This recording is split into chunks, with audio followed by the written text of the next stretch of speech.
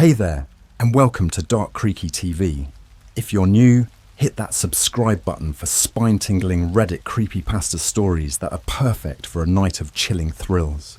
Don't forget to share your thoughts in the comments below. Thanks for watching, and let's get into tonight's stories. The Ouija board warned me about my shadow. It's starting to move on its own. Alright, so before I dive in, I just want to say, I'm not the kind of person who goes out looking for scary stuff. Horror movies, ghost stories, any of that. It's not my thing. But I guess it's like they say, sometimes the creepiest things find you. This all started a few weeks back. My friend Kyle's little sister had just turned 16, and her friends had gotten her this old-school Ouija board as a joke. You know, the kind you find in those dusty corner shelves in thrift shops, with the weird faded wood and that slightly sticky, dusty feel to it. Anyway, she thought it was hilarious. Kyle, not so much. He's as superstitious as they come, and he wasn't about to have that thing anywhere near his place, so naturally, he passed it off to me. Now, I'm not usually a believer in paranormal stuff, but that board just had this weight to it, like it wasn't just a piece of wood. I don't know if that makes sense. I figured it was just old or something, but there was this odd smell, kind of like damp earth mixed with, I don't know, decay. And for whatever reason, I couldn't just toss it out. It was like it wanted to stay with me. But it was all fine until one night I got bored. I'd been binging all these true deep web horror story videos, you know, the ones with titles like, I ordered a cursed object from the dark web and regretted it. So there I was, feeling brave, or maybe just stupid. I grabbed the board, set it on my coffee table, and decided I'd give it a go. I wasn't exactly expecting anything, but I don't know. Curiosity got the best of me. I flicked off most of the lights, left just one little lamp in the corner on, sat down with my fingers on the planchette, and asked a single question. Is anyone here? The planchette didn't move at first, so I figured it was just me being an idiot. But right as I was about to laugh it off, I felt this pressure, like someone had placed a cold hand on top of mine. The planchette glided to YES. Now, logically, I thought I was just psyching myself out, right? Like, I must have pushed it. So I laughed, kinda nervous, and asked it another question. What's your name? This time, the planchette barely hesitated. It slid over to spell out SHADOW. At this point, I was still trying to convince myself it was me doing it. I've heard all the stories about Ouija boards, the whole ideomotor effect, where it's your subconscious mind moving the planchette. But still, something felt off. And the worst part? When I lifted my hand off, it didn't stop. It kept moving. I'm not even joking. The planchette drifted slowly but surely across the board to spell out something else. LEAVE. Leave what? I asked, my voice barely a whisper. Again, the planchette didn't stop. It slid over, one letter at a time, spelling out LEAVETHELIGHT. I'll be honest, I actually laughed a bit. I mean, that's such a classic horror movie thing, right? But the laughter didn't last.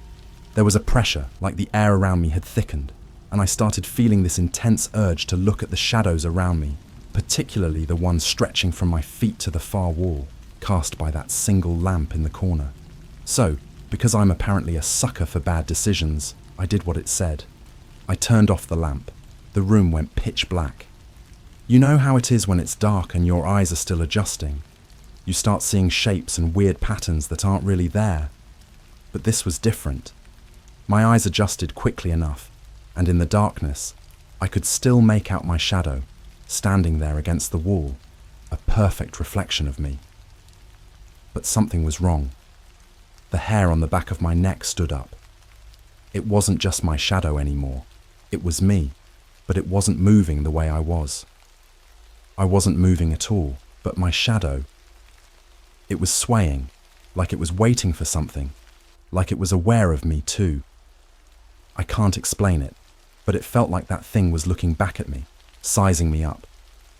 I reached for the lamp and flipped it back on. My shadow snapped back to normal, still and silent, but it felt like I'd just dodged something bad, something dangerous.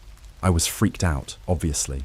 I figured maybe I was just tired, or maybe I was overthinking it all, and that stupid Ouija board had just got in my head. So, I did what any normal person would do. I packed it back up, shoved it in a closet, and decided to forget the whole thing ever happened. But that night, just as I was drifting off to sleep, I saw it again. Just out of the corner of my eye, my shadow was stretching across the wall, flickering like candlelight. And it wasn't just swaying, it was reaching, one hand lifting slowly, like it was trying to pull itself free. At that point, sleep wasn't an option. I lay there, staring at my ceiling until sunrise, convinced that if I closed my eyes, it might take my place. I didn't sleep that night. Every time I even considered closing my eyes, I'd see that shadow stretching out, twisting in ways it shouldn't have been able to. By morning, I was exhausted, but just grateful it was over. Daylight brought a weird sort of calm. Shadows seemed harmless in the light, and I started telling myself maybe it was all just some messed up trick of the dark. I tried to shrug it off, pretend it was nothing, but there were side effects. Weird things started happening, stuff that couldn't just be chalked up to lack of sleep. I'd feel something cold pass by me in my apartment, like a chill that settled on my skin, even when the windows were closed. Doors that were closed would creak open, or I'd find them ajar when I was sure I'd shut them. And almost every night, around 3 a.m., I'd wake up and see my shadow moving again, just a bit, just enough to make my stomach twist. One evening, I had a couple of friends over. I wasn't going to tell them what was going on, but I hoped some company might ease my mind, make me feel less haunted, if that's the right word for it. I don't know why, but I couldn't bring myself to get rid of the Ouija board yet either. It was tucked away in my closet, out of sight, but it felt like it was still there, like its presence had seeped into the walls or something. Anyway, we were sitting around, just watching a movie, and one of my friends, Jessie, goes, "Hey, has it always been this dark in here?" And I'm like, "What do you mean?" She pointed to the corner of the room, where that same lamp from the other night was still sitting, casting light, but not quite enough. The corner was dim, too dim, like the darkness itself was soaking up the light. And then I noticed it again. My shadow was there on the wall, but it wasn't matching my movements. I was sitting perfectly still, but it was leaning forward, just a little, like it was trying to listen in on our conversation. I could feel my heart pounding. My other friend, Nate, noticed my face and followed my gaze. He chuckled nervously. "Dude, you okay? You're staring like you've seen a ghost." I forced a laugh, trying to brush it off, but Jessie wasn't buying it. She walked over to the corner, squinting at the wall, and said, "This is weird. It's like the light doesn't reach here." And as soon as she stepped into the shadowed area, I saw it. Her shadow, too, was bending, stretching in ways it shouldn't. Her face turned pale. She backed up fast, rubbing her arms like she'd just walked through an ice-cold gust of wind. "It's freezing over here," she whispered. We all felt it, this chill that seemed to be spreading across the room. Nate tried to laugh it off, but he kept glancing nervously at his own shadow, like he was expecting it to turn on him. I couldn't take it anymore. I told them about the Ouija board, the shadow I'd spoken to, and how my shadow had been acting wrong ever since.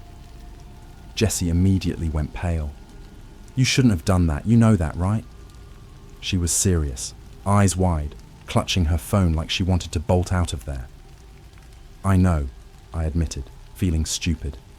"But I thought it was just a game. And now, it's like it's taken on a life of its own." At that moment, the lights flickered, just once, but enough to make us all jump. The room seemed darker, almost as if something was soaking up the brightness.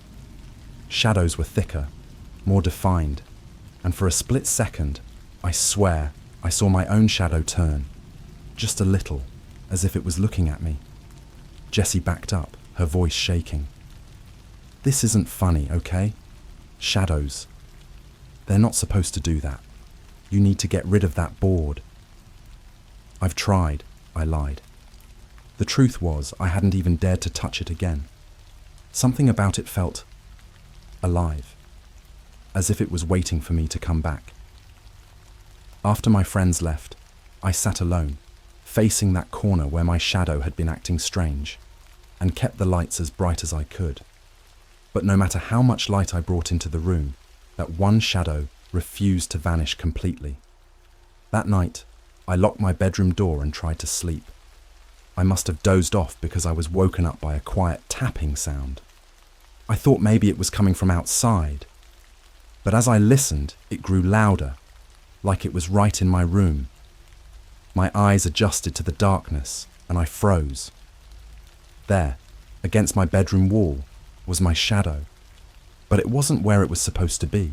It was standing a good foot away from where I was lying, shifting slightly, like it was struggling to break free. And that tapping, it was coming from the shadow itself, like it was trying to claw its way out from under me. I didn't know what to do. My heart was hammering. My body was tense, frozen with fear. I thought if I moved, if I even breathed too loudly, it might notice me. But then it did.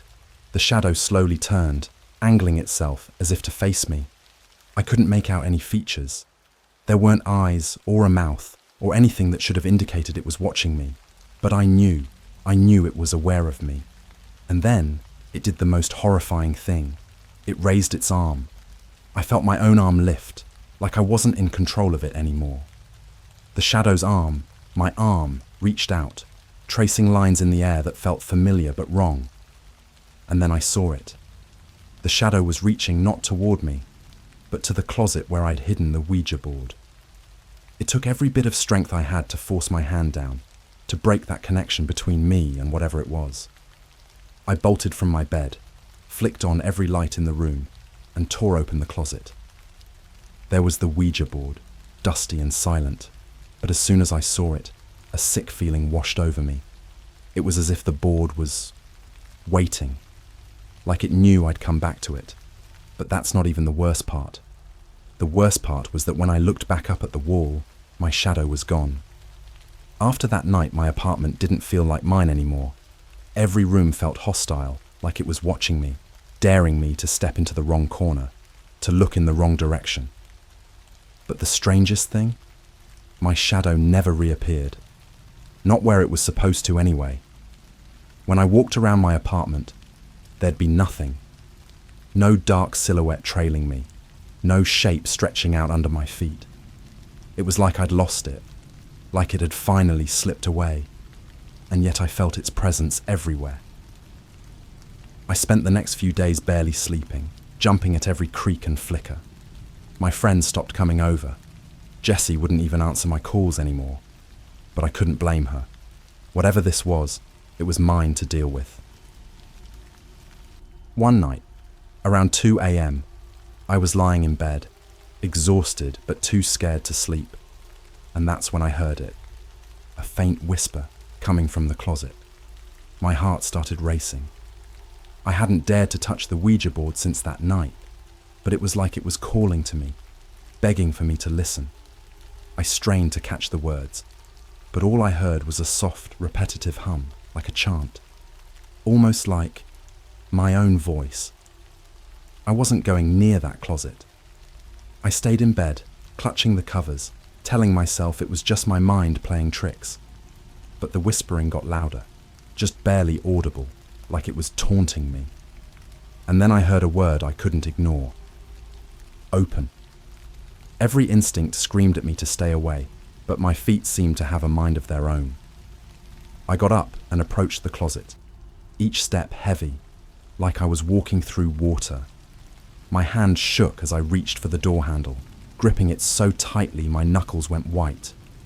I held my breath, twisted the handle, and opened the door. There it was, the Ouija board, lying perfectly still, like it hadn't been touched. But it felt wrong. I could feel this heaviness in the air, almost like the board was exuding a dark energy that hung thick and oppressive around me. And right above it, In the dim light, I saw it. My shadow back again, crouched against the wall of the closet, hunched over the board. It was like it was waiting. And then, before I could stop myself, my hand reached out, hovering above the board, fingers brushing the planchette. It felt cold, colder than it should have been, like I was touching something frozen solid. My fingers moved on their own, sliding the planchette slowly, dragging it across the board. UHYDIDYOUFORGETME. The letters came together in a horrible, jolting sequence, each one sending a chill down my spine. My mouth went dry. My shadow was speaking to me, and it sounded angry. I felt that cold pressure again, like something was pressing down on me, forcing me to ask it a question. "What do you want?" My voice was barely a whisper, cracking under the weight of my fear. The planchette moved, faster this time. COMEBACK. I stumbled backward, breaking contact. But my shadow remained, almost shivering, as if it was desperate for me to follow its command. I managed to slam the closet door, breathing hard, my back against it, as if that could somehow keep whatever it was from escaping. But I couldn't shake that feeling, like the shadow was still there, staring at me from behind the door. For the next few days, things got worse. Every time I walked by a reflective surface, I'd see it. My shadow, staring back at me from mirrors, from dark windows, from every glint and gleam around my apartment. And it wasn't still. It would twitch, just barely, enough for me to notice, like it was struggling to break free from behind the glass. I tried everything I could think of. Leaving the lights on didn't help. It just made the shadows darker, sharper. I even tried getting rid of the Ouija board, carrying it out to the dumpster late at night. But the second I closed the lid, that whispering returned, louder this time, almost frantic. "You can't get rid of me," it hissed, echoing in my ears. "I'm part of you now." That was when I realized I'd made a mistake far worse than just messing with the board. I'd somehow unleashed something that wasn't bound by the board anymore. It was bound to me. Desperation made me reckless. I decided to try and confront it one last time. That night, I sat in my living room, lights off, staring into the dark where my shadow should have been. I took a deep breath, my voice barely a tremble, and called out, "What do you want from me?" There was silence, and then a whisper so close it felt like it was brushing against my ear. To be free. The room grew colder, and I realized with a sinking feeling that the shadows around me were stretching, reaching out like fingers trying to touch me, connect with me.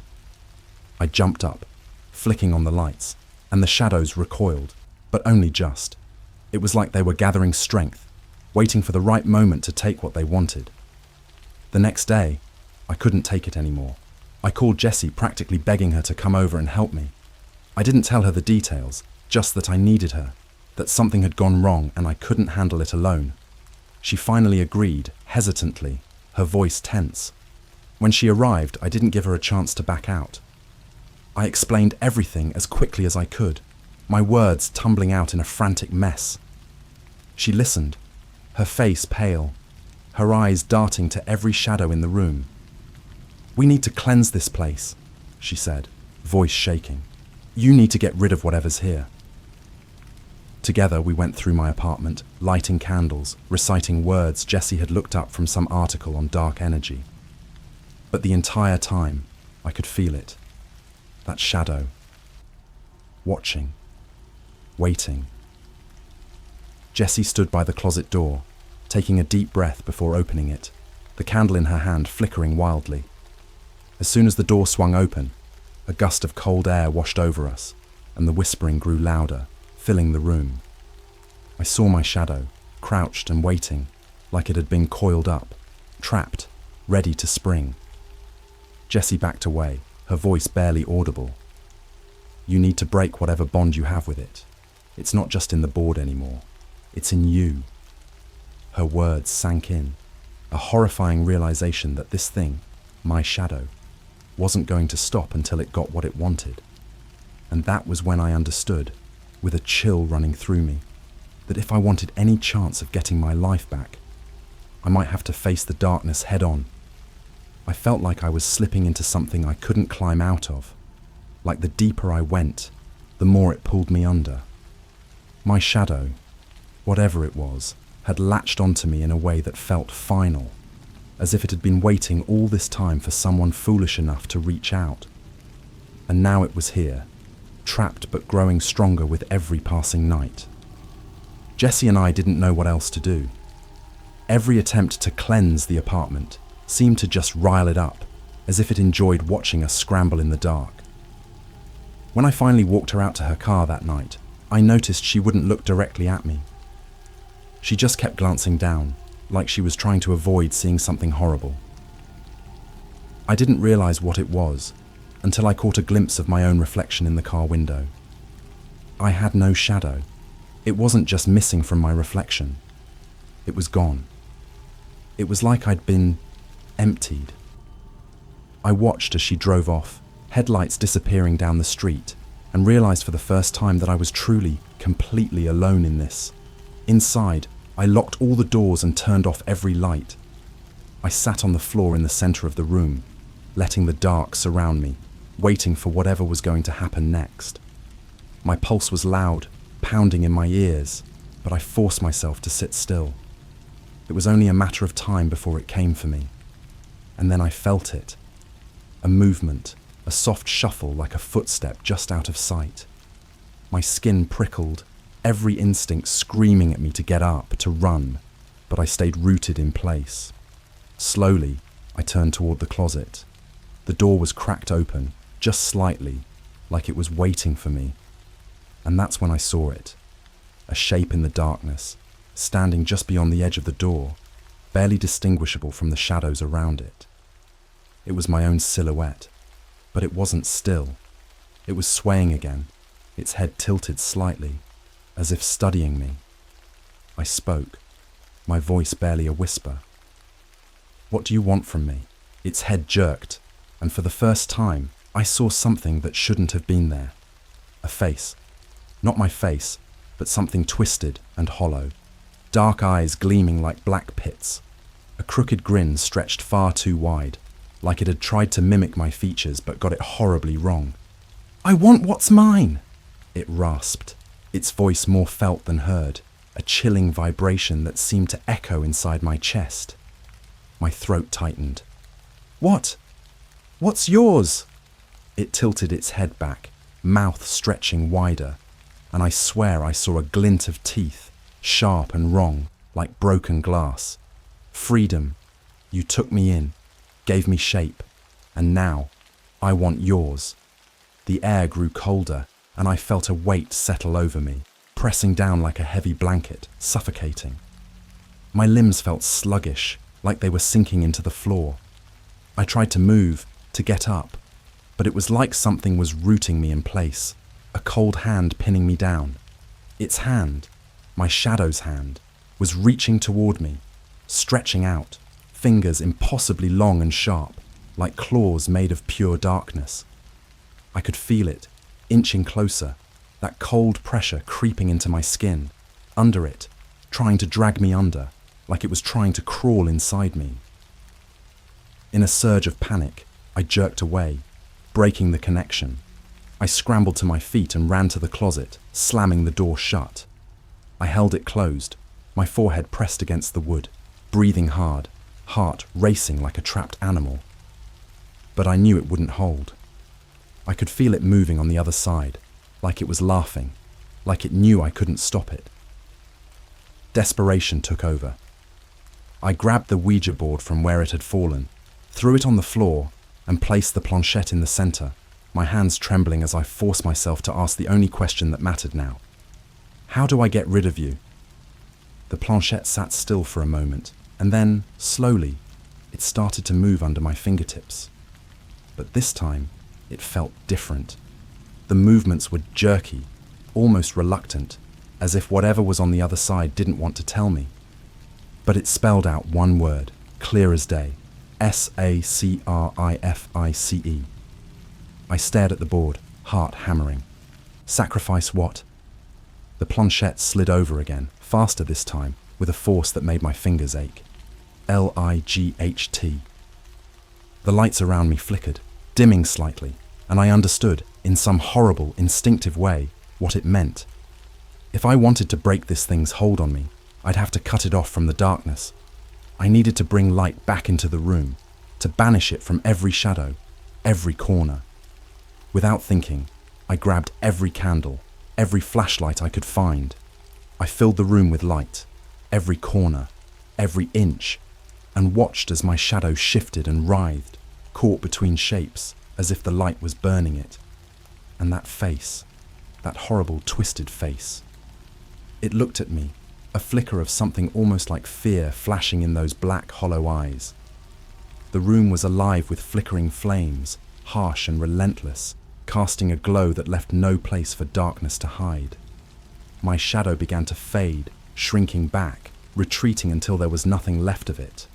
It let out one last, distorted hiss, a sound like grinding metal before disappearing entirely, swallowed up by the light.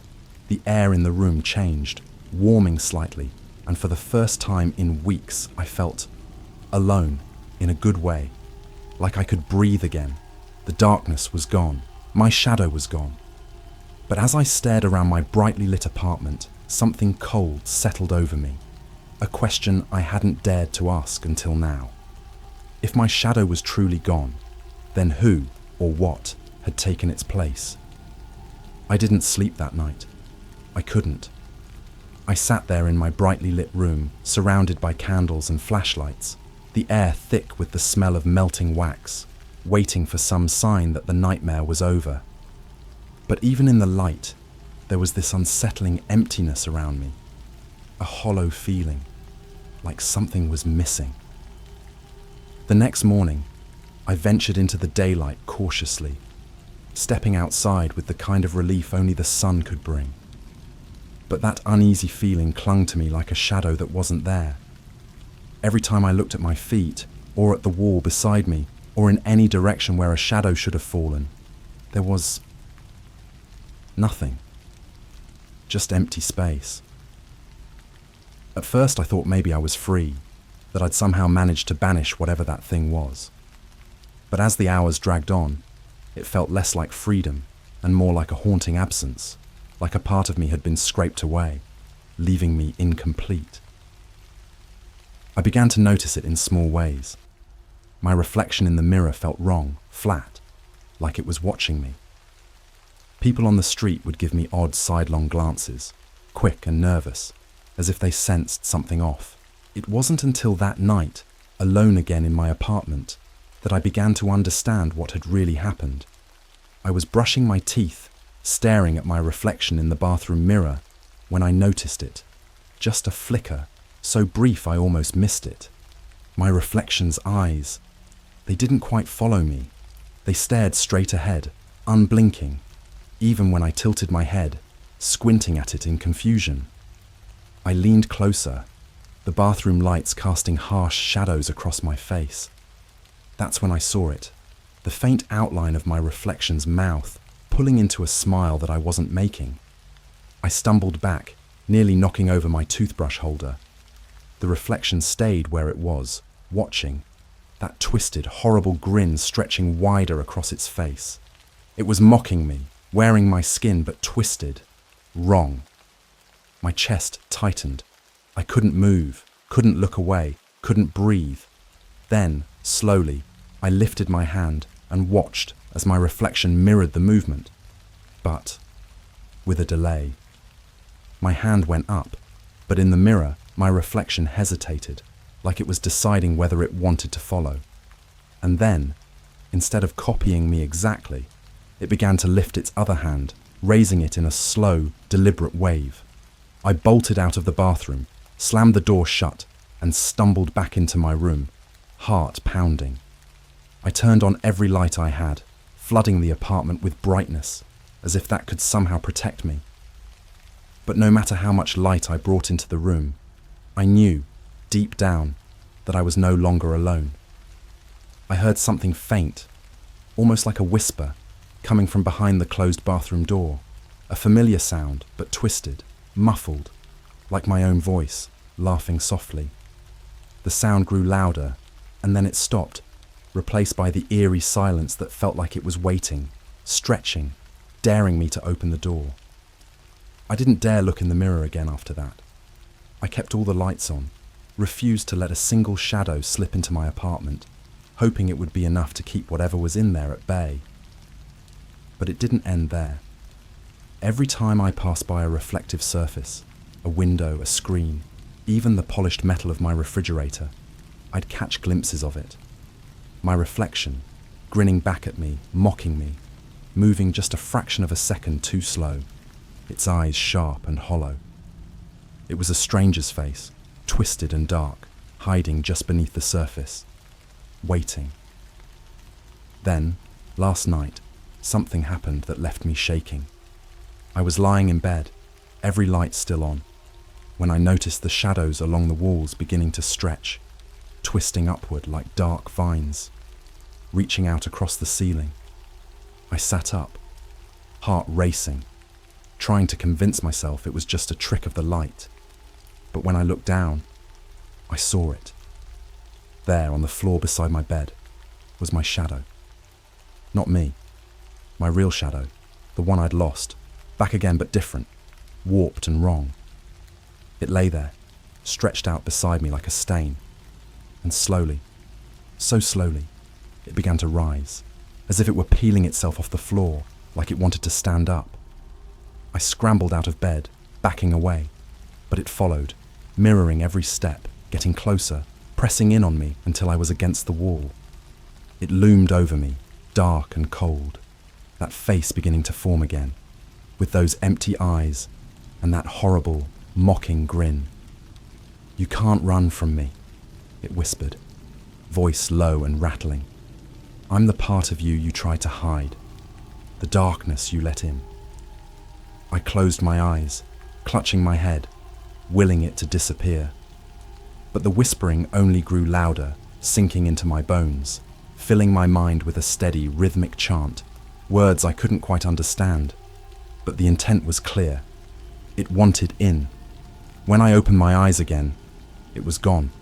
But I knew, without a doubt, that it hadn't left. It was inside me now, stitched into my skin, lingering in the back of my mind like a shadow cast in reverse. And in every reflective surface, I could see it, watching, waiting, its eyes sharp and eager, its smile wide and mocking. I'm trapped. There's no escape, no way to outrun what I've become. My shadow might be gone from the walls, from the floor, from every surface where it should have been.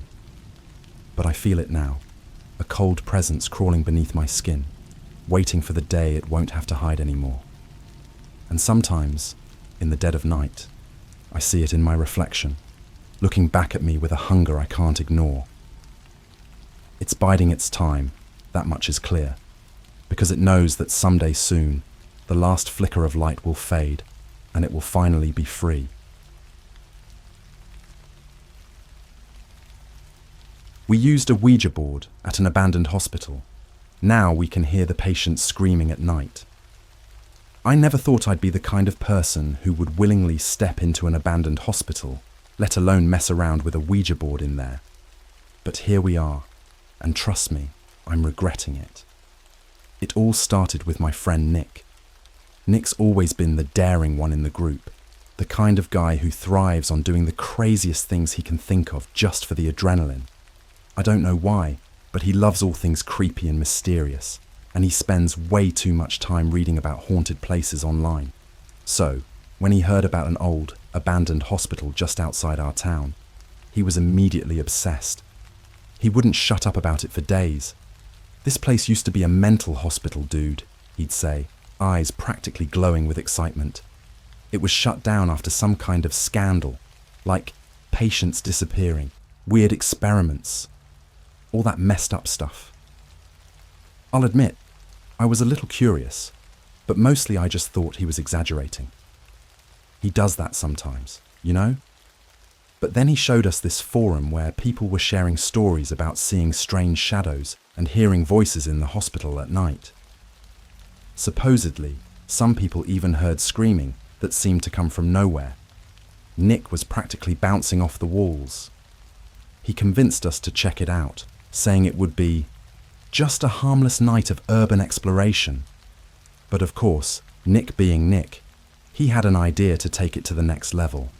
That's how I found myself sitting in his basement with 4 other friends, staring at this dusty old Ouija board he bought off some sketchy website. The plan was simple.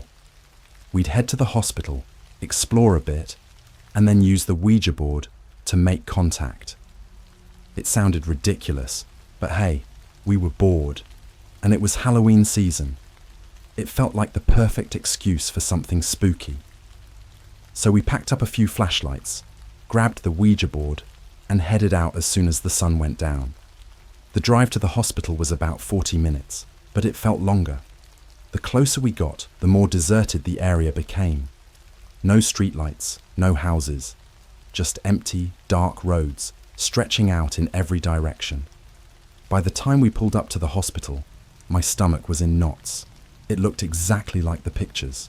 A looming, decrepit building with broken windows and overgrown weeds crawling up the sides. The air was thick with this damp, mouldy smell that made me feel like I was breathing in decay. "All right," Nick said, grinning like a kid in a candy store. "Let's do this." We made our way inside, stepping over shattered glass and old, rusted pieces of equipment. Every little sound seemed to echo, making the place feel bigger and emptier than it was. The walls were peeling, and there were faded, cryptic messages scrawled here and there in what looked like black paint. At least, that's what I hoped it was. We wandered through a few hallways, checking out rooms with rusted bed frames and broken down machinery that looked like it hadn't been touched in decades. It was creepy, yeah, but nothing too terrifying. Just unsettling. Finally, we found a room that felt like the right spot. A small, empty space with a single cracked window that let in just enough moonlight to see by. Nick wasted no time, setting the Ouija board down in the middle of the floor. We all sat around it, our flashlights casting long, eerie shadows on the walls. The silence was so thick you could hear every little creak of the building settling. "All right," Nick said, placing his fingers on the planchette. "Everyone ready?" I hesitated for a second, feeling that gnawing doubt in my stomach. But we all put our fingers on the planchette, and Nick started asking the usual questions. "Is anyone here with us?" Silence. "Can you give us a sign?" Nothing. Just when I was starting to think the whole thing was a bust, the planchette started to move. At first, I thought Nick was messing with us, but then I realized his face was as pale as mine. The planchette slowly moved to the letters D-O-N-T-S-T-A-Y.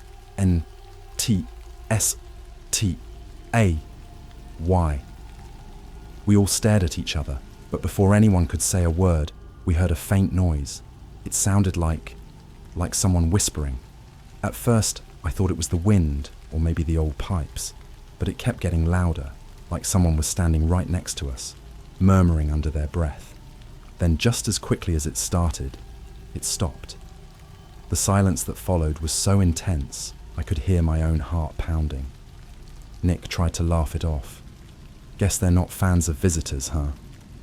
But his voice shook, and his hands were trembling as he pulled the Ouija board into his backpack. None of us wanted to stay in that room any longer. We practically ran out of there, our flashlights bouncing around wildly in the darkness. As we rushed down the hallway, I felt this strange pressure in my chest, like we were being watched. The whispers started up again, soft at first, then louder, this time coming from all directions. We finally made it out, and the second we stepped into the open air, the whispers stopped. Just like that. I let out a breath I didn't realize I'd been holding, but the relief didn't last long. We thought that once we left, it would be over, but we were wrong. Because the whispers, they didn't stop once we got home. When we got back to my place that night, I felt this weird mix of relief and unease, like I'd just gotten off some dangerous amusement park ride. I figured I'd shake it off, maybe even laugh about it with the guys the next day. But as I lay there in bed, the silence felt off. Like the quiet wasn't just quiet, it felt tense, almost like something was holding its breath. I was about to drift off when I heard it. A faint whisper, right next to my ear. I sat up, heart hammering, straining to listen. But my room was empty. I convinced myself it was just leftover nerves from the night and tried to ignore it. After all, it had been a long night, and I was probably half asleep hearing things. But then, my phone buzzed on my nightstand. It was a text from Nick. "Bro, are you hearing this?" I blinked, groggy but instantly alert. Before I could type back, another text came through. "I swear something's whispering my name. It's in my room, dude." A chill ran down my spine. This wasn't some random noise he was talking about. It was the same exact whisper I'd just heard.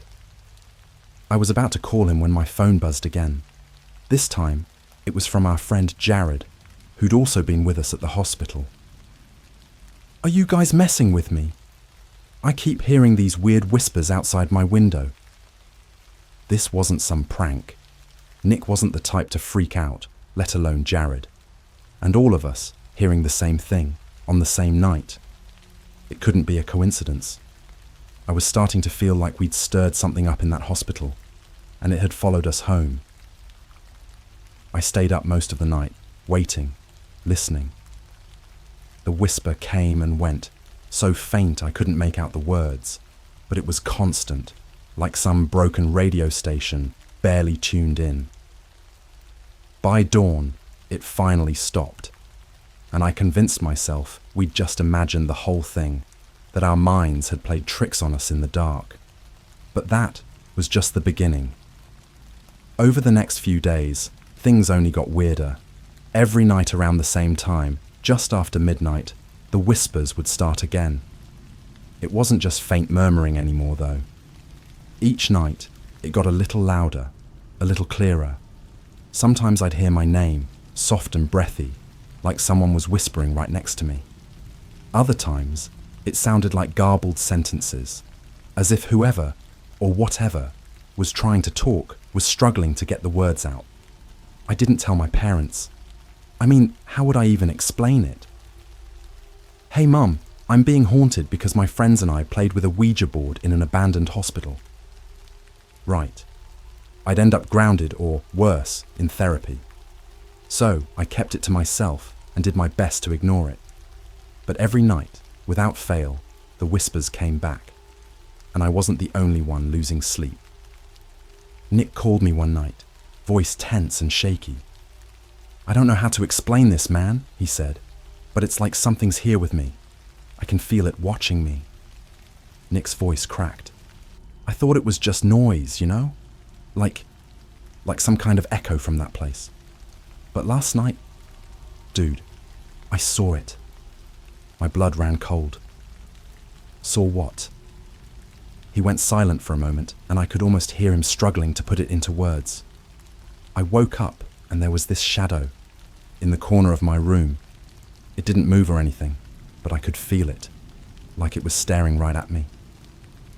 He paused, taking a shaky breath. "It's like we brought something back with us." A sick feeling twisted in my stomach. I wanted to brush it off, say he was just tired or imagining things. But after what I'd been hearing every night, I couldn't shake the feeling he was right. A few days later, things escalated. Jared texted us in the middle of the night, completely freaking out. He'd been sitting alone in his basement when the power went out. No big deal, right? Except when the lights came back on, his basement door was wide open, and he swore he'd locked it earlier. Then, out of nowhere, he heard footsteps on the stairs, slow and deliberate, like someone was walking down to meet him. But when he called out, nobody answered. He sat there, frozen, listening as the footsteps stopped right behind him. He could feel a cold breath on his neck, but when he turned around, no one was there. By the time he finished telling us, all three of us were on edge. We knew we couldn't just keep ignoring it, not when things were getting this intense. Nick suggested we go back to the hospital and close whatever we opened. I wasn't exactly thrilled about the idea, but it felt like our only option. If we didn't go back, who knew what else might happen? So, the following night, we met up again, loaded up with flashlights and whatever courage we had left, and headed back to the hospital. This time, the building seemed darker, heavier, like it was holding its breath, waiting for us. The minute we stepped inside, that damp, mouldy smell hit me again, but it was stronger now, like the place was rotting from the inside out. Every step we took echoed down the empty hallways, and I could have sworn I heard faint whispers trailing behind us. We made our way back to the same room where we'd used the Ouija board. The air was thick, almost oppressive, and I felt this growing sense of dread, like something was lurking just out of sight, watching us. Nick pulled the board out of his bag, his hands shaking as he set it down. This time, there was no excitement in his eyes, just pure, unfiltered fear. We all placed our fingers on the planchette and Nick asked, "Did we bring you back with us?" At first, nothing happened, just silence. But then the planchette slowly started to move, spelling out a single word, "Yes." I felt my stomach drop. Nick's face went pale, but he pressed on. "What do you want?" The planchette moved again, this time faster, almost frantic, spelling out, "Stay." The whispers started up, louder this time, echoing through the room in that same broken, garbled tone we'd heard at home. And that's when we heard it. A scream. It was distant, but it felt like it was coming from deep within the walls, like someone was trapped inside, crying out for help. I wanted to run, to get as far away from that place as possible, but I was frozen, rooted to the spot. Just as suddenly as it started, the whispers stopped. The planchette went still, and an eerie silence settled over the room. Nick looked at us, his face pale and drenched in sweat. "I think we need to leave. Now." We didn't wait to find out what would happen if we stayed. We left the hospital that night like we were being chased. I don't remember much of the drive back. I was too busy looking over my shoulder, half expecting something to be following us. Even when I got home and locked every door and window, I couldn't shake the feeling that we hadn't left whatever was in that hospital behind. That night, the whispers didn't wait until midnight. They started the second I shut my bedroom door. And this time, they weren't soft or faint. They were loud, like someone was standing right outside my door, talking in low, angry tones I couldn't understand. My room felt ice cold, and I was too scared to move, just lying there, clutching the covers and praying it would stop. But the worst part was, in between the whispers, I heard something else. It was that scream again. It was faint, almost like an echo from another room, but it was there. That same gut-wrenching scream we'd heard in the hospital. And just like in the hospital, it sounded desperate, as if whoever was making it was trapped and in pain. I covered my ears, but it didn't help. The scream seemed to burrow into my head, getting louder and louder until I thought I'd go insane. Then, just as suddenly as it started, it stopped, leaving a crushing silence in its place. The next morning, I felt like a zombie. I hadn't slept at all, and my mind was a mess, replaying that night over and over. I met up with Nick and Jared later that day, hoping maybe they'd managed to sleep or forget about it, but one look at them told me they'd had it just as bad. Jared had dark circles under his eyes, and Nick's hands were shaking as he lit a cigarette, something he only did when he was really on edge. "We should have never gone back," Nick said, barely meeting our eyes. Whatever was there, it didn't want us to leave. And now... His voice trailed off, and he looked around like he was expecting to see something lurking nearby. Jared leaned in, his voice low and serious. "I looked up more about that hospital. Turns out it was worse than we thought. They didn't just have regular patients there. They were doing experiments. Supposedly, there was this doctor who believed he could cure patients by forcing them to confront their fears. But it wasn't curing anyone. People went in, and they never came out the same." He took a shaky breath. "Some say those screams were the last sounds those patients ever made." The words hit me like a punch to the gut. I could still hear that scream, echoing in my head like a broken record. None of us wanted to believe it, but at the same time, none of us could shake the feeling that we'd crossed some line, that whatever we'd done in that hospital had dragged something back with us. That night, I decided I wasn't sleeping in my room. I set up a sleeping bag in the living room, figuring I'd feel safer there. But it didn't matter. The second the lights went out, the whispers started again, filling the room like a low, constant hum. I couldn't make out the words, but this time, it wasn't just angry muttering. It was mocking, like it was laughing at me, knowing I couldn't escape it. Then, as if on cue, the scream started. But this time, it wasn't distant. It was right outside my window. I froze, barely able to breathe, staring at the closed curtains, half expecting to see a face peering through the glass. The scream went on, long and drawn out, scraping at my nerves until I thought I'd go crazy. But I couldn't move, couldn't bring myself to pull back the curtain and look. I just lay there, my heart pounding, waiting for it to stop. When it finally did, I thought I'd be relieved. But the silence that followed was even worse. It felt like the entire room was holding its breath, waiting. And then I heard it, a soft creaking sound, like someone slowly opening a door. I turned my head, barely breathing, and saw that my bedroom door, which I'd locked before going to bed, was wide open. The hallway beyond it was pitch black, and for a split second, I thought I saw a shadow standing there, watching me. I shut my eyes, convinced I was imagining things. But when I opened them again, the door was still open, and the shadow was gone. The next morning, I packed a bag and went to stay at Nick's. I couldn't be alone, not after that. Nick, Jared, and I huddled together, sharing stories of what we'd been experiencing. Each of us had heard the whispers, the screams. Each of us had seen shadows lurking in places they shouldn't be. We tried to come up with a plan, something, anything, that might put an end to this nightmare. But nothing felt right. Every time we talked about going back to the hospital or finding some way to make peace with whatever we'd disturbed, the air would grow thick and we'd hear faint whispers as if it was warning us to stay away. Then, that night at Nick's, it happened. Around 2 a.m., the whispers started up again, louder and angrier than ever. They seemed to fill every corner of the room, hissing and muttering in a language we couldn't understand. Nick looked at me, his face pale, and whispered, "It's like it knows we're all here." Suddenly, the temperature in the room plummeted. Our breath came out in visible puffs, and I could feel this heavy, suffocating presence pressing down on us. We huddled together, clutching each other, too scared to move. And then, out of nowhere, we heard it. Footsteps. Slow, deliberate, moving through the hallway towards us. The door creaked open, and we all froze.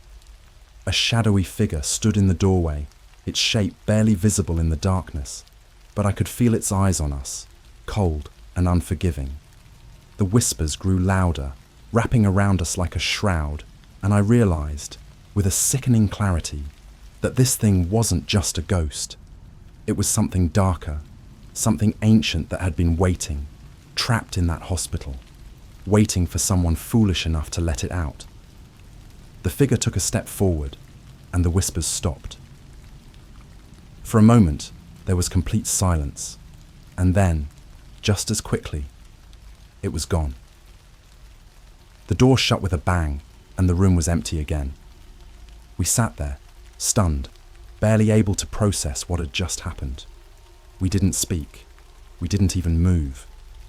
All I knew was that whatever we'd seen, whatever we'd brought back, wasn't done with us. The days that followed felt like a blur of fear and exhaustion. Nick, Jared, and I barely slept, and when we did, it was filled with broken, disturbing dreams. Each of us had seen that shadow, felt its cold gaze, heard the whispers. It wasn't just a lingering presence.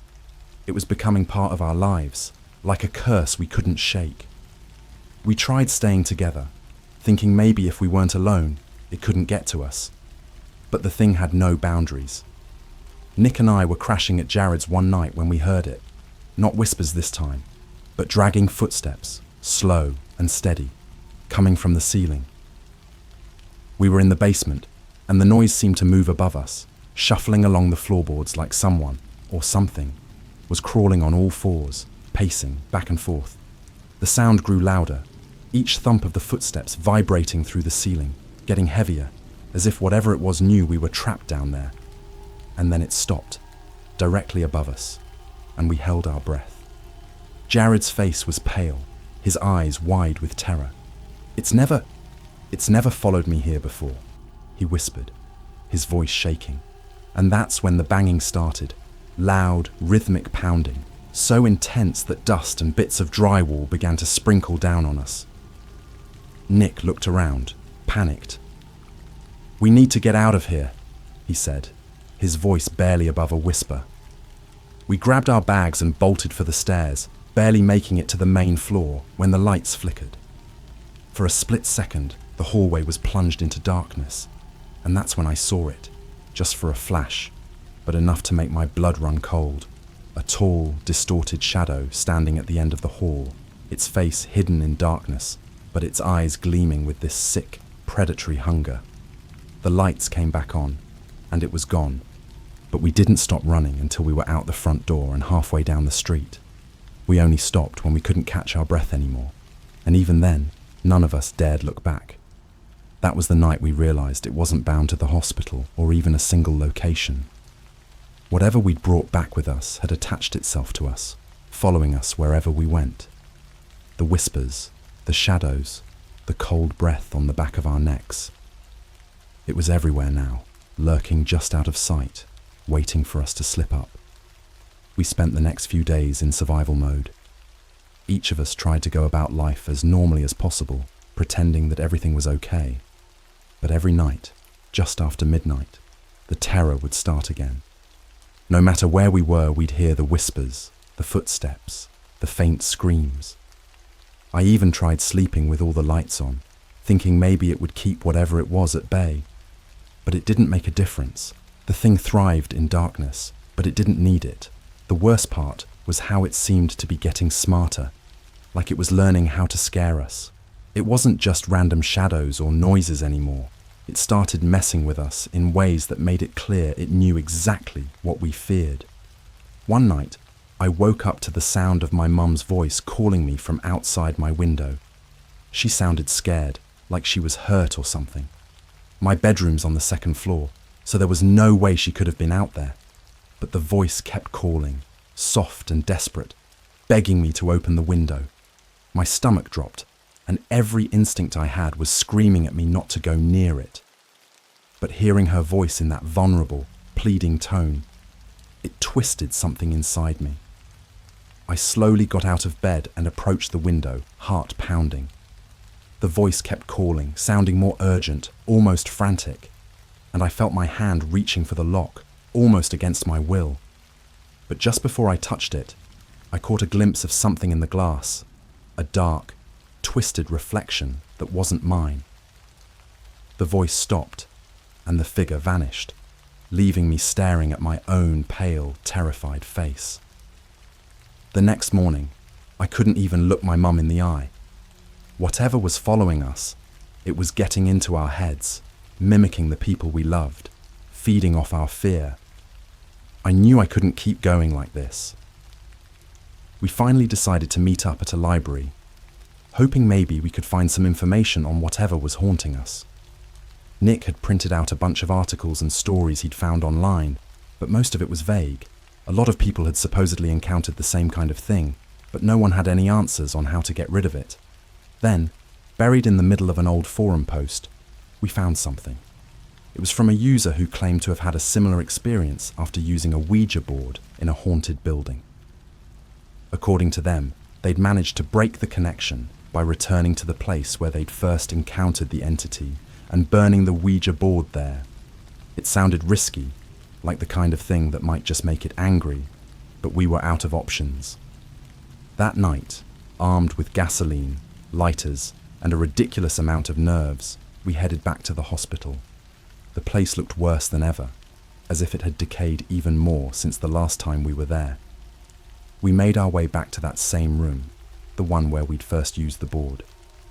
The air was heavy, pressing down on us with this suffocating weight, and every shadow felt alive, like it was watching us.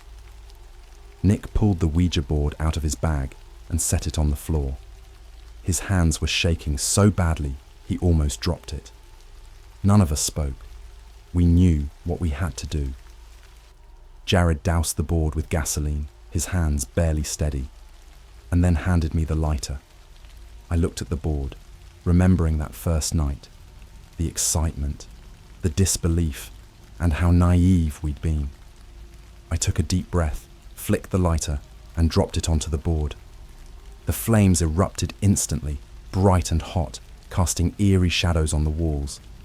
For a moment, nothing happened, and I felt a tiny flicker of hope that maybe this would work. But then, just as quickly, the flames turned dark, shifting to this sickly, unnatural green that filled the room with a putrid, burning smell. The whispers started again, louder and angrier than ever, swirling around us like a hurricane of voices, each one more desperate and vengeful than the last. Then, we heard it, that same scream, louder than it had ever been, echoing through the building, filling every corner with its bone-chilling cry. The walls shook, and cracks began to spread across the floor, like something was trying to claw its way out from underneath. The shadows twisted and writhed, forming shapes, faces, reaching for us with clawed, skeletal fingers. Without thinking, we bolted. We ran through the hallways, stumbling over debris, tripping on broken glass, barely able to see through the swirling shadows and flames. I didn't look back. I couldn't. All I knew was that the screams were getting closer, the whispers louder, filling my head until I thought I'd go insane. We burst out of the hospital just as the first rays of dawn broke over the horizon. As we looked back, we saw thick, black smoke rising from the room, twisting and spiraling like something alive, something furious that had been unleashed.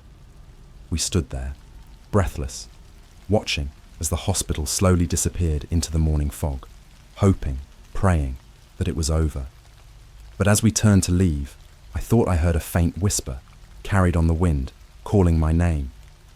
For the next few days, things were quiet. It felt like the air had finally cleared, like the weight that had been crushing us had lifted. I kept expecting to hear whispers in the night, to see that shadowy figure lurking in the corner of my room. But there was nothing, just silence. Nick, Jared and I tried to go back to normal, but there was this tension between us, like we were all waiting for something. We didn't talk much about what happened. I think each of us was secretly afraid that saying it out loud would somehow bring it back, so we kept it to ourselves, hoping we'd left whatever it was behind in that hospital. Then, a week later, I started hearing things again. It was faint at first. Just random noises, creaks, rustling sounds. The occasional faint whisper I convinced myself was the wind. But as the days passed, it grew louder, more insistent, until it was clear that whatever we'd done hadn't been enough. We hadn't broken the connection. We just made it angrier. One night, as I was lying in bed, I heard a soft tap on my window. I froze, barely breathing, staring at the curtains as the tapping grew louder, more urgent, like something was trying to get in. Slowly, I sat up, my hands shaking, and pulled back the curtain. Standing there, just inches away, was the shadow. It was more solid now, almost human, with hollow, empty eyes that stared into mine. Its face was twisted in an expression I can only describe as hungry, and it raised one hand, tapping its fingers against the glass, each tap echoing like a gunshot in the silence. I couldn't move, couldn't breathe, couldn't look away. I just sat there, paralyzed with fear, watching as it slowly leaned forward, pressing its face against the glass, its empty eyes locked onto mine. And then, in a voice that was barely more than a whisper, it spoke. "Let me in." I stumbled back, tripping over my bed and falling to the floor. When I looked up, the figure was gone, but the tapping continued, echoing through my room, getting louder and faster, like it was pounding on every wall, every window, filling the house with this relentless pounding rhythm. I clamped my hands over my ears, but it didn't help. The noise was inside my head, drilling into my brain until I thought I'd lose my mind. The next morning, I called Nick and Jared. They were both having the same experiences, the shadows, the whispers, the tapping on their windows at night. It was like the thing was letting us know that it wasn't going anywhere, that we were bound to it now, no matter how far we ran. We realized then that there was no escaping it. Whatever we'd unleashed, it was part of us now, and there was no going back. We spent the next few weeks in a daze, trying to go about life as normally as possible, but each night, the thing would come back, tapping, whispering, screaming. We tried ignoring it, hoping it would get bored and leave, but it only grew louder, angrier. It was relentless, pushing us to the edge of sanity. One night, I couldn't take it anymore. I grabbed my phone and called Nick, desperate for some kind of solution, some way out. But when he answered, his voice was different, distant, hollow, like he wasn't fully there. I don't think it's letting go, he said quietly. It's like it's part of me now. I see it everywhere, even in my dreams. There was a long pause, and then he added, I don't know how much longer I can take this. Before I could respond, the line went dead. I called him back, but there was no answer. I tried Jared next, but he didn't pick up either. Panic settled in my stomach, and I felt that familiar chill, the same one I'd felt in the hospital, creeping over me like a cold shadow. It was like the thing knew we were talking, like it was listening, feeding off our fear. I spent the entire night pacing, jumping at every sound, every whisper, every shadow that flickered in the corners of my room. By dawn, I was a wreck, exhausted and terrified. I tried calling Nick and Jared again, but they still didn't answer. Then, around noon, I got a text. It was from Nick, a single cryptic message that made my blood turn to ice. Don't look for us.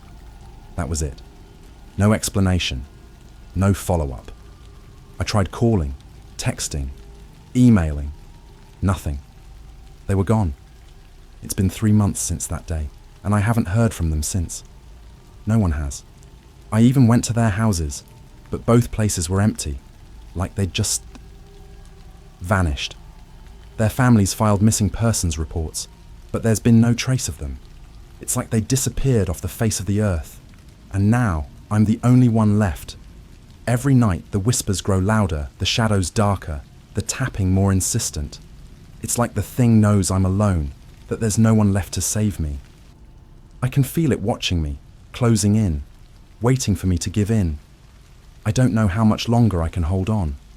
Last night, I woke up to the sound of my bedroom door creaking open. I lay there, frozen, listening as soft, deliberate footsteps crossed the floor, stopping right beside my bed. I didn't look. I couldn't. I just lay there, my eyes squeezed shut, waiting. Then, in that same low, mocking whisper, it spoke. Are you ready to let me in? I didn't answer, didn't move, but I know it's only a matter of time.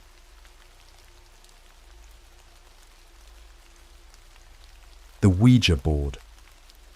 Told us it wasn't a game. Now it's making the rules. I'll be the first to admit I was skeptical. Ouija boards, talking to ghosts. The idea seemed like something straight out of a bad horror movie. But when it's 3 a.m. and you're on a Zoom call with your friends who are just as bored and wired as you start thinking up stupid ways to pass the time. That's how it all started. Just a dare from my friend Mark. Bet you won't buy a Ouija board off the deep web. Now, I don't know how familiar you guys are with the deep web, but it's not the same as the regular old internet. It's darker, weirder, and, if I'm honest, kind of sketchy. Mark was convinced you could get the real deal down there. No cheap plastic Hasbro junk, but some authentic relic with dark history written all over it. He wasn't kidding either. Within minutes, He'd sent me a link to this grimy-looking site with a description that honestly felt like it was tailor-made to bait people like us. One-of-a-kind Ouija board, used in authentic seances, whispers of communication with the other side. Buyer beware. Normally, I would have scrolled right past it, but between Mark egging me on and a mix of curiosity and sleep deprivation, I found myself entering my details and buying it. $60 and a sketchy email confirmation later, I had a shipping number that didn't even work. I chalked it up to a scam, figured I'd just lost some cash and moved on, but it actually showed up. About a week later, a small unmarked package arrived on my doorstep. It was wrapped in plain brown paper. No return address. Nothing.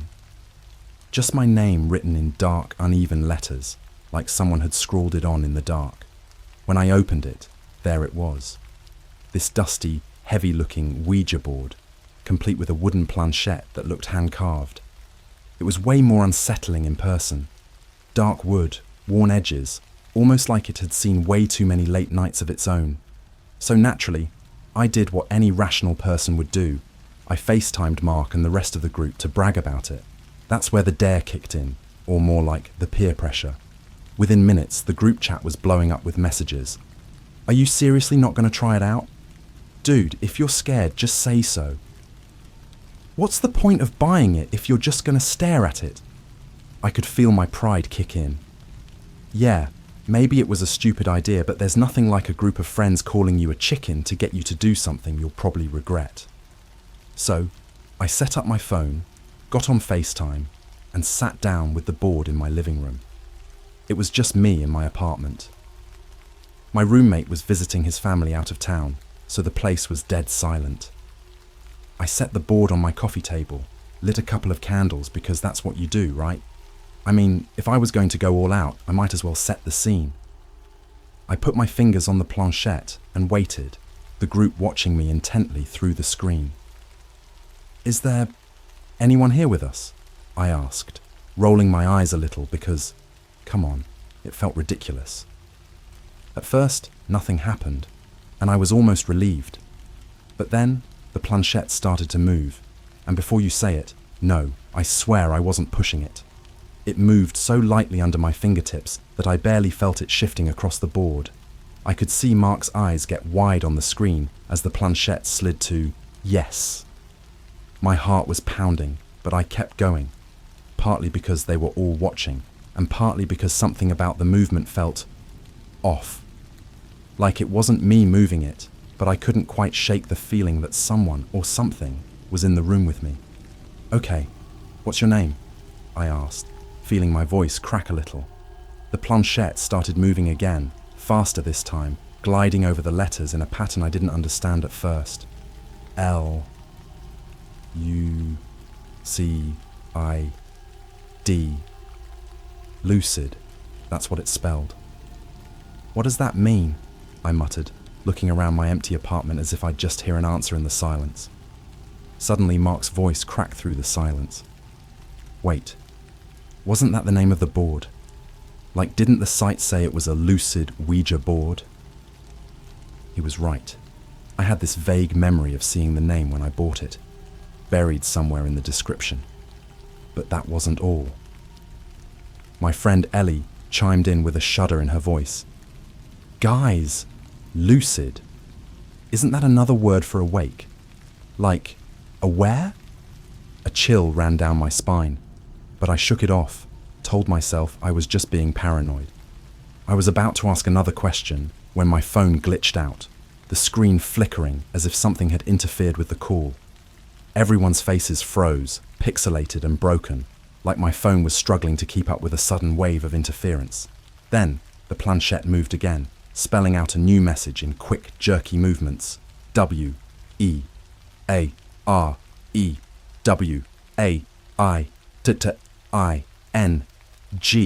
It felt like the room got colder, like something had sucked all the warmth right out of the air around me. I pulled my fingers away from the planchette, practically throwing it off the board, and the call suddenly cleared up. Everyone's faces came back into focus, but they all looked as freaked out as I felt. What the hell does that mean? Mark asked, his voice sounding smaller than usual.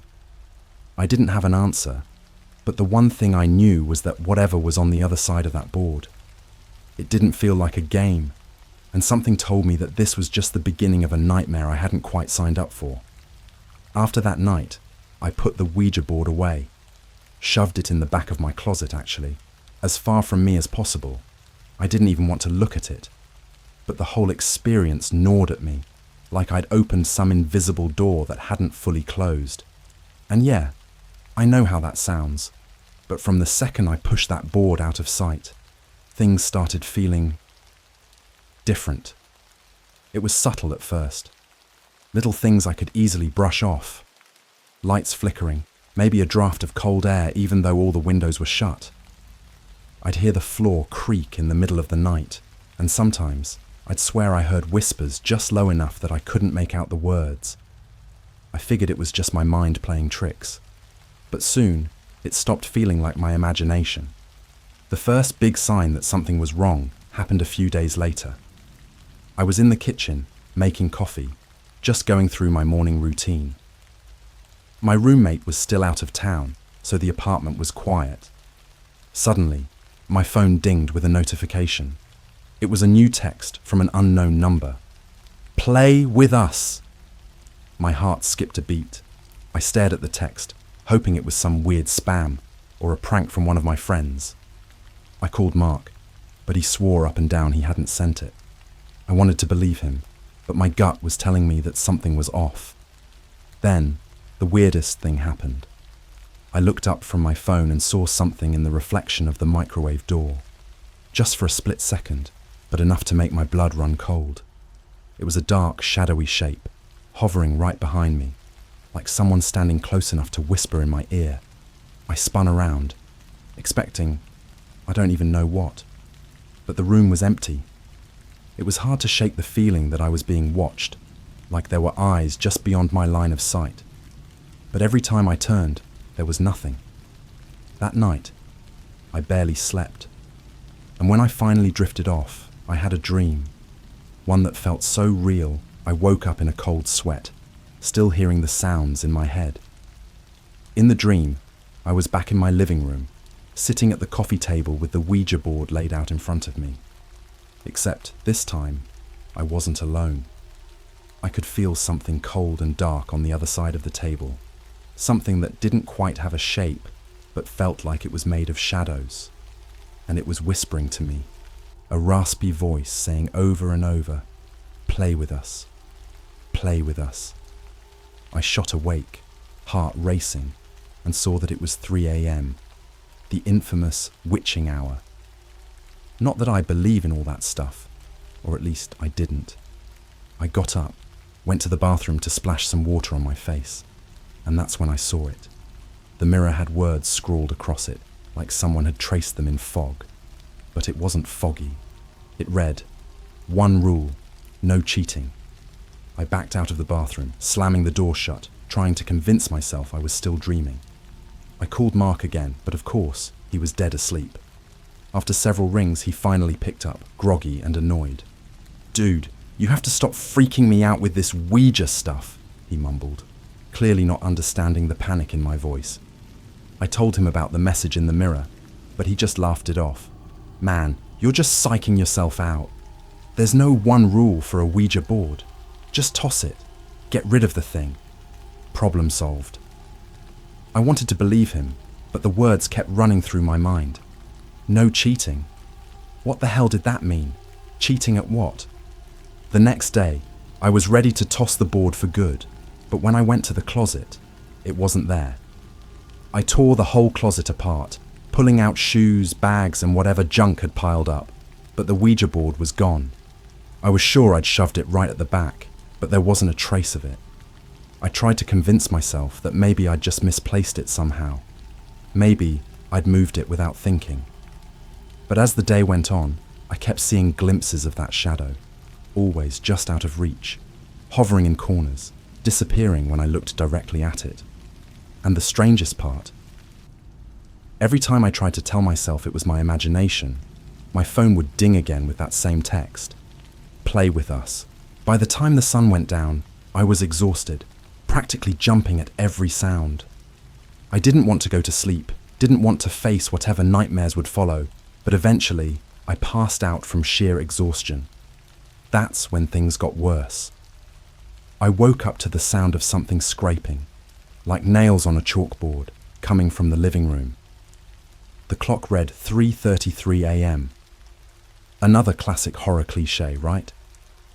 But this was real. I stumbled out of bed, half asleep, and walked into the living room where my blood ran cold. There it was, the Ouija board, set up perfectly in the center of the coffee table, planchette balanced on top, just waiting. But this time, there was something else. Another note, this one scrawled in my own handwriting. I didn't remember writing it, but there it was, unmistakably mine. It said, "Break the rules, and we'll play forever." I felt something cold graze my shoulder, like an icy finger trailing down my arm. My instincts told me to run, to get out of that apartment and never come back. But something, maybe curiosity, maybe fear, kept me frozen to the spot. In the silence, the planchette moved on its own, sliding slowly across the board. It spelled out 4 letters, each one punctuated by the scraping sound that made my skin crawl. W-A-I-T. The message was clear. They were still waiting for me to play. I didn't touch the board again, not after that night. I couldn't bring myself to even look at it, but every time I tried to ignore it, it seemed to grow louder, like it was calling to me, taunting me with that promise. Break the rules, and we'll play forever. Whatever that meant, it was enough to keep me up at night, heart pounding, jumping at every shadow. I tried to stay away from my apartment as much as possible, crashing at friends' places and making up excuses, anything to avoid that oppressive feeling of being watched. But one night, as luck would have it, I got stuck late at work, and by the time I left, all my friends were asleep or busy. I had no choice but to go back to my place. The second I stepped inside, I felt it. The air was thick, suffocating. The lights wouldn't turn on right away. They just flickered dimly, casting strange, shifting shadows around the room. And there, in the center of the coffee table, was the board, waiting. The planchette was already moving, gliding slowly across the letters without anyone touching it. My instinct was to turn around and run, but something kept me frozen in place, like an invisible force pressing down on me, daring me to stay. The planchette spelled out P-L-A-Y. I didn't know what to do. I wanted to scream, to destroy the thing and throw it out the window, but something stopped me. It felt like I was being watched, not just from one direction, but from everywhere. I took a shaky step closer, and the planchette moved again, faster this time.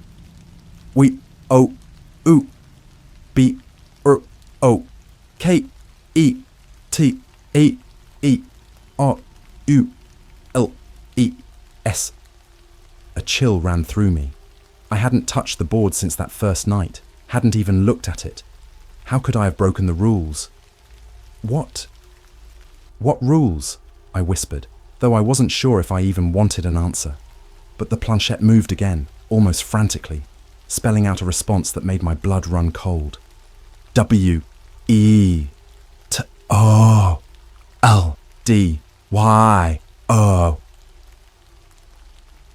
I felt that icy touch again, brushing against the back of my neck this time, sending a jolt through me. I spun around, expecting to see someone, or something, but there was nothing there, just shadows pooling in the corners of the room. My breath caught as I noticed something on the wall, directly above the Ouija board. In thick dark letters, the words were scrawled across the wallpaper. We waited. You promised to play. I staggered back, my head spinning. This was beyond a prank, beyond anything I could rationalize. I hadn't made any promise. But the board seemed to disagree. It was like it knew something I didn't, as if it had its own twisted version of reality. I tried to leave, tried to force myself to walk out the door, but it was like my feet were glued to the floor. And then my phone buzzed. I pulled it out, hands shaking, and saw another text from that same unknown number. If you don't play, we'll come to you. I was on the verge of a full-blown panic attack, heart hammering in my chest. Somehow, I managed to type back, my fingers barely working as I replied, "What do you want?" The response came almost instantly. A promise fulfilled. At this point, I was desperate. I'd do anything just to get these things, or spirits, or whatever they were, out of my life. So, I did the one thing I'd sworn I wouldn't do again. I sat down at the board, placing my fingers on the planchette, feeling the cold, unnatural energy humming beneath my fingertips. "Fine," I whispered, my voice barely audible. "I'll play. Just tell me what you want." The planchette moved immediately, faster than before, almost like it was waiting for me to ask. It spelled out a single word, S-T-A-Y. That's when I understood. They didn't just want to play. They wanted me there, tied to that board, bound by whatever rules they'd set. I was their game now. Panic rose in my throat, and I pulled my fingers away, heart racing as the planchette jerked to a stop. I knew I couldn't stay, couldn't keep letting this thing trap me in my own apartment. But before I could move, my phone buzzed again. Another text, and this one chilled me to the core. "If you leave, we follow." I wanted to scream, to shout, but my voice caught in my throat. I bolted for the door, ignoring the Ouija board, ignoring the shadowy figures that seemed to dance in the edges of my vision. I didn't look back until I was in my car, the engine running, heart still pounding as I drove through the empty streets, trying to shake the feeling that something was lurking in the back seat. The entire drive, my phone buzzed with text after text, the same message repeating over and over, "Stay, play, stay, play." I threw the phone onto the passenger seat, refusing to look at it, but the words seemed to echo in my mind. No matter how fast I drove, no matter how many turns I took, I couldn't shake the feeling that something was following me, like I could feel that cold, shadowy presence lurking just out of sight. When I finally made it to my friend Ellie's house, I stumbled out of the car, practically banging on her door until she let me in. She took one look at me and knew something was wrong. I tried to explain, but the words came out all jumbled, and eventually I just handed her my phone to show her the messages. She scrolled through them, her face paling as she read each one. But then she looked at me, confusion flashing in her eyes. There's nothing here," she whispered, holding up the screen. I grabbed the phone from her, scrolling frantically through my messages, but she was right. Every text from the unknown number was gone, erased like they'd never existed. But I knew what I'd seen. I could still feel the cold weight of those words pressing down on me, the promise echoing in my mind. As I looked around Ellie's living room, I couldn't shake the feeling that something was wrong, like the shadows were thicker, darker, creeping closer. I knew somehow that leaving my apartment hadn't stopped them. I stayed at Ellie's for the next couple of days, hoping that some distance from the apartment and that cursed board would break whatever was going on. But the feeling followed me, like an invisible thread tugging at the back of my mind, pulling me back to where it all started. I hadn't told Ellie everything. I'd given her the broad strokes about the board and the texts, but I left out the part where it seemed like they wanted me to stay. She probably thought I was just going through some weird stress phase. Every time I jumped at shadows, she'd give me that look, like she was trying to piece together if I was joking or genuinely freaking out. But then, things started happening in her house too. It started small, just like in my apartment. The lights flickered at odd times, bulbs dimming for a second, then surging back to life. Ellie brushed it off, said it was probably an electrical issue, but I knew better. I could feel them lurking, just outside the reach of the light, waiting. One night, I woke up to a strange sound coming from Ellie's living room. I lay there, straining to listen, and realized it was the sound of something sliding over wood, slow and deliberate, like a scraping noise. It was faint, but unmistakable. I threw off the blanket, heart hammering, and crept toward the living room, bracing myself for I don't even know what. But when I rounded the corner, my stomach dropped. The coffee table had been cleared. Every object moved aside except for one. Right in the center of the table, perfectly placed, was my phone. Its screen was lit up, a single message glowing in the darkness. "You're invited to play." My skin crawled. I grabbed my phone, and just as I touched it, the message disappeared. It was like they were taunting me, reminding me that no matter where I went, they were there, watching, waiting. I ran back to Ellie's room, shaking her awake, trying to explain. But she just looked at me with sleepy confusion, her brow furrowing as if she couldn't quite believe it. "Look, you're exhausted," she said softly, her voice calm but tinged with worry. "Maybe you're just imagining it." I wanted to scream, to make her understand that this wasn't just some hallucination or stress response. But how could I explain what I didn't even understand? She finally convinced me to try and get some sleep, promising we'd figure it out in the morning. But that night, the nightmares came back. I dreamed I was back in my apartment, the Ouija board on the coffee table, the room filled with a thick, impenetrable darkness. I couldn't move, couldn't scream. I was trapped, just like that night I'd promised to play. And there, across the table, I could feel them, cold and waiting, their invisible eyes locked on me. When I woke up, Ellie was already gone, probably at work. I stumbled out of bed, feeling like I hadn't slept at all, my mind heavy with dread. I went to the kitchen, splashed some water on my face, and that's when I saw it. Another message, this time scrawled in black marker on the refrigerator door. "We're not leaving until you play." I dropped the cup, water splashing everywhere, my heart in my throat. They were here, in Ellie's home now. I could feel them, closer than ever. I didn't have a choice. I had to go back to the apartment, to where it all began. Maybe if I confronted them on my terms, they'd finally leave me alone. I didn't tell Ellie. She would have tried to stop me, or worse, followed me. So I waited until nightfall, until I was sure she wouldn't come home, and slipped out of her house, driving back to my apartment with my heart pounding in my chest. The place felt different the second I stepped inside. The air was thick, heavy with the scent of something old and rotten, like wet wood and mold. The shadows seemed to stretch and twist, reaching for me as I made my way to the living room, where the Ouija board sat waiting on the coffee table, exactly as I'd left it. The planchette was already moving, gliding in lazy circles across the board, as if it had been waiting for me. I sank down onto the couch, fingers trembling as I placed them on the planchette, feeling that familiar, icy weight settle over me. "Okay," I whispered, my voice barely audible in the silence. "I'm here. What do you want?" The planchette moved quickly, spelling out words in an urgent, jerky rhythm.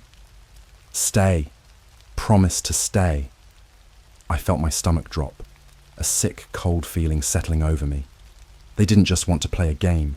They wanted me to stay with them, to keep coming back, like they were trying to trap me in some twisted, eternal loop. "I can't," I said, barely able to force the words out. "I can't stay here."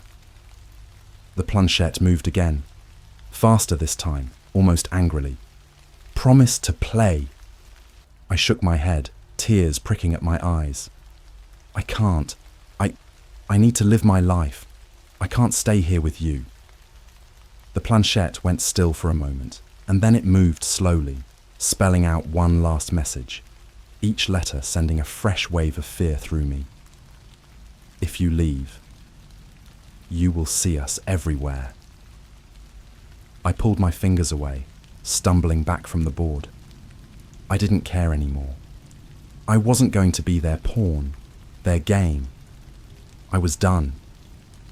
I grabbed my keys and ran for the door, barely able to breathe as I fumbled with the lock, desperate to get out of that place once and for all. As I threw the door open, I felt a chill on my neck, and a low, raspy whisper filled my ear. "We'll be waiting." I bolted out, slamming the door behind me and not looking back. But as I reached the street, I made the mistake of glancing back at my apartment window. There, in the darkness, I could see a shape, something shadowy and twisted, watching me with eyes that weren't really there, but that I could feel all the same. Even now, as I write this, I can still feel them. I stayed at a motel that night. Just a cheap, run-down place on the edge of town, the kind where the carpets reek of stale cigarettes and the buzzing fluorescent lights never quite make the room feel bright. But it was a place to crash, a place far from the board, and that was enough for me. I told myself I'd figure it all out in the morning, but of course, sleep didn't come. Every time I closed my eyes, I'd see those words in my head, like they were burned into my vision. "If you leave, you will see us everywhere." I kept telling myself it was just paranoia, that this would all go away if I just stayed far enough from the apartment. It had to, but the feeling never faded. If anything, it was worse, like that chill was stitched into my skin now, dragging the darkness with me. Around 3 a.m, when I was lying there in the dark, I heard it again. That familiar scraping sound, like nails dragging over wood, coming from the other side of the motel room. My blood went cold. There, on the small, scratched-up desk across from the bed, my phone was lit up, vibrating with a new message. I wanted to ignore it, to bury myself under the covers and pretend it wasn't there. But something in me knew that if I didn't look, they wouldn't stop. I reached over, hands shaking, and picked it up. The message read, "We warned you." And then, almost instantly, another text followed. "Look." I hesitated, holding my breath, but then something flickered across the screen. At first, I thought it was a glitch, maybe a shadow, or the glow from the streetlights outside. But as I stared, it became clear. It was a live video feed. My heart pounded as the image came into focus, the shaky footage moving like someone was holding the phone and filming from behind my shoulder. It was me, sitting right there, frozen on the bed. I spun around, looking behind me, but there was no one there, only the flickering shadows cast by the dim motel lights. My pulse was racing, but I couldn't stop myself from looking back at the screen. The view changed, shifting slowly until it focused on the motel desk, where something dark began to take shape. The feed was blurry, like the connection was bad, but I could just make it out. The Ouija board, sitting in the middle of the desk, the planchette slowly moving across it. I didn't even have it with me. It was supposed to be back in my apartment, but there it was, as real as anything else, sliding over the letters in the same jerky, deliberate way. The words spelled out, "You will play forever." My stomach twisted. I couldn't breathe, couldn't think.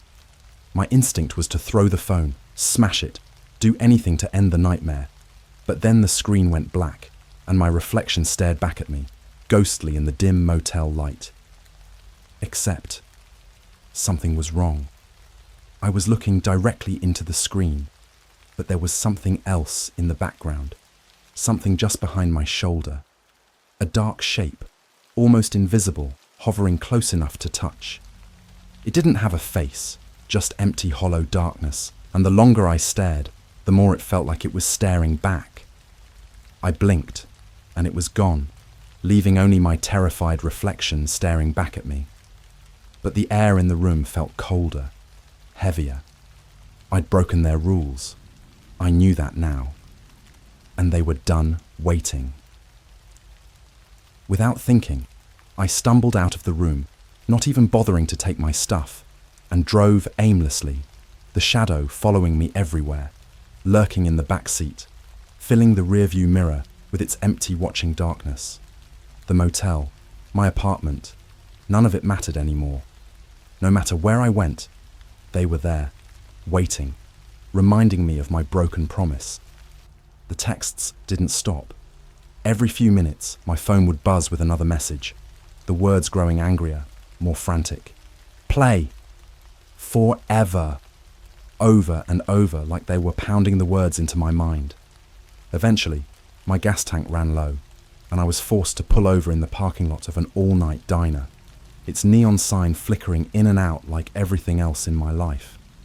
I sat there in the car, gripping the steering wheel, too afraid to go inside, too afraid to stay in the car.